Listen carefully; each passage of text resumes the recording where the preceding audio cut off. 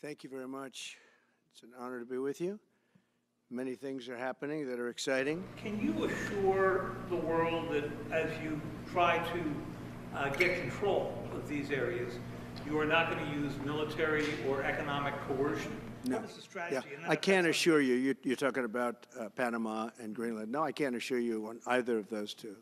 But I can say this, we need them for economic security. It might be that you'll have to do something. Look, the Panama Canal is vital to our country. It's being operated by China. China. And we gave the Panama Canal to Panama. We didn't give it to China. And they've abused it. They've abused that gift. It should have never been made, by the way. Giving the Panama Canal is why Jimmy Carter lost the election, in my opinion. So, basically trying to alienate the continent that has ASML, a crucial part of microchip in manufacturing sa Europe, with vis-a-vis Greenland and Denmark. I don't think he'll actually get Greenland, Canada, and Panama Canal, but he'll definitely get something out of all of this as the leader of the unfree, free world.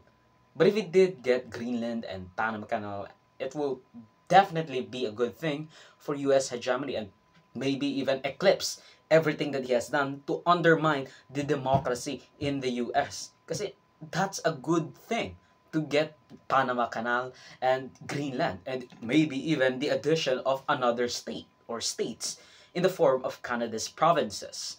If done diplomatically, of course, or if it appears as so, but it would also push those affected to further antagonize the United States of America, and specifically Donald Trump, in the history books, which could form the rise of ISIS-esque rebellion or terrorists that has gone to, again, especially in Panama, oppose the United States intervention, oppression of the people living there.